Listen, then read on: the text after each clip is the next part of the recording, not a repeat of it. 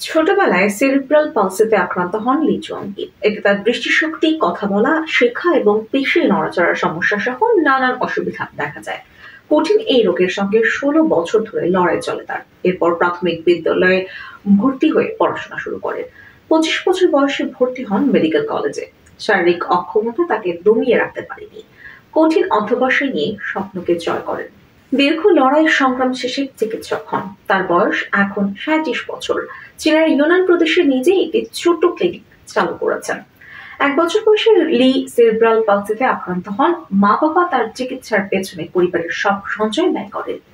৯ বছর বয়সে একটি অস্ত্রোপচার ব্যর্থ হওয়ার পর তিনি সিদ্ধান্ত নেন পরিবারের বোঝা হয়ে থাকতে চান না। তিনি চাকরি খোঁজার চেষ্টা করেন। এক ব্যক্তি তাকে চাকরি দেওয়ার আশ্বাস দিয়েছিলেন, কিন্তু তার উদ্দেশ্য ছিল খারাপ। তিনি প্রতিবন্ধী শিশুদের ভিক্ষাবৃত্তিতে জড়াতে বাধ্য করেন। এরপর উপার্জিত অর্থ নিজে নিয়ে নেন। ৯ থেকে ১৬ বছর বয়স পর্যন্ত ওই ব্যক্তি লিকে সড়কে ভিক্ষা করতে বাধ্য করেন। বিনিময়ে প্রতি মাসে মাত্র ১০০ ইউয়ান কপালে জোটে তার। তবে ১৬ বছর বয়সে তাকে ছেড়ে দেওয়া হয়, কারণ ওই ব্যক্তি মনে করেছিলেন লি বড় হয়ে যাওয়ায় তিনি মানুষের সহানুভূতি আদায় করতে পারবেন না। একদিন লি বুঝতে পারেন তিনি সম্পূর্ণ নিরক্ষর, পত্রিকাও পড়তে পারেন না। তখনই সিদ্ধান্ত নেন লেখাপড়া করে জীবনে পরিবর্তন আনবেন। এরপর লি প্রাথমিক বিদ্যালয়ের ২য় শ্রেণীতে ভর্তি হন। ২০১৩ সালে ২৫ বছর বয়সে একটি মেডিকেল কলেজে ভর্তি হন। একনিষ্ঠতার সঙ্গে পড়াশোনা করে ২০১৬ সালে একটি বিশ্ববিদ্যালয়ে ক্লিনিক্যাল প্রোগ্রামে ভর্তি হওয়ার সুযোগ পান।